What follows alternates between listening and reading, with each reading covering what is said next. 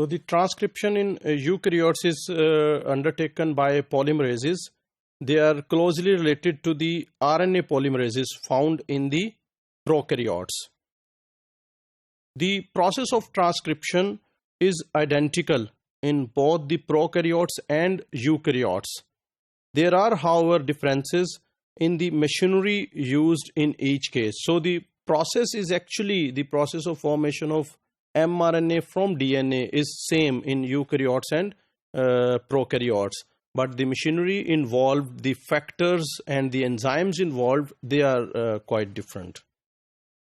Bacteria have only one RNA polymerase, but all eukaryotes have at least three different ones, that is RNA polymerase 1, RNA polymerase 2 and RNA polymerase 3. And plants also have polymerase 4 and polymerase 5. So there are 5 different types of polymerases found in the animals and plants. In addition, whereas bacteria require only one additional initiation factor, and that was sigma factor, several initiation factors are required for efficient and promoter specific initiation of transcription in eukaryotes. These are called general transcription factors or GTFs. In vitro, the general transcription factors are all that are required together with POL2 to initiate transcription on a DNA template. So in vitro, that is out of the cell, if we carry out this transcription, all the general transcription factors plus DNA RNA polymerase 2 are required for the initiation of polymerization, initiation of transcription.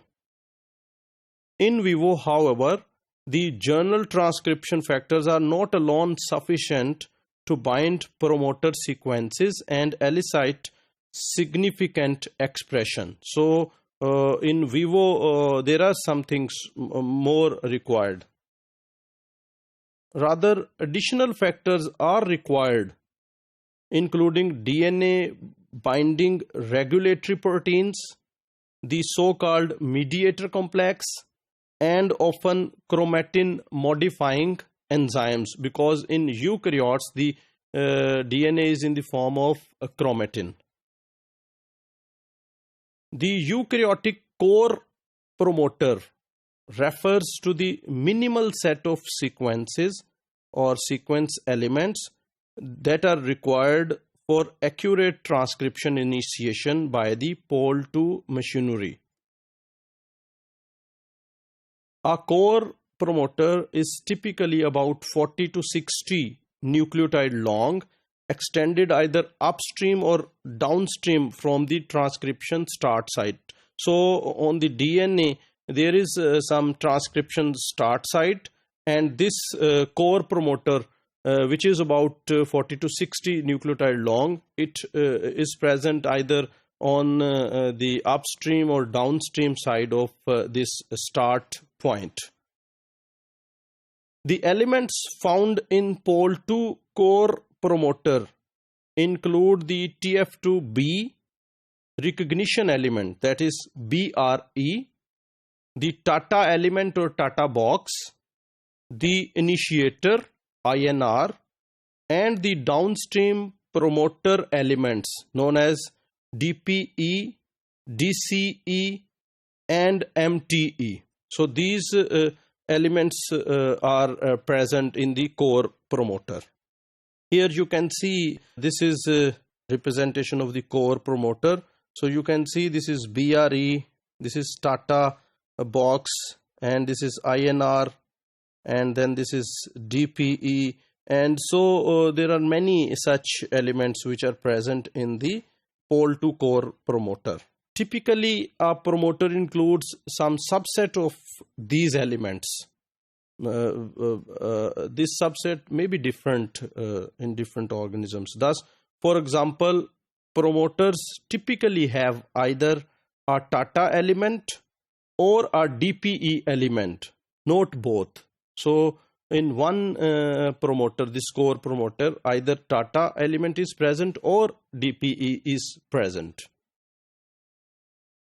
Often a TATA containing promoter also contains a DCE.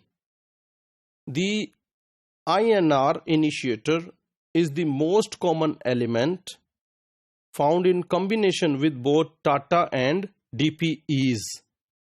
So this INR or initiator is the most common element which found in combination with TATA and DPEs.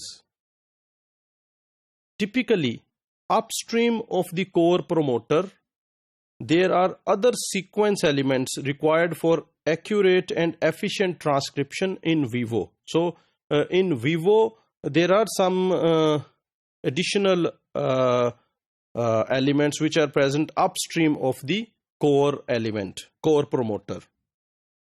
Together, these elements constitute the regulatory sequences. So these regulatory sequences are also required for accurate and efficient transcription.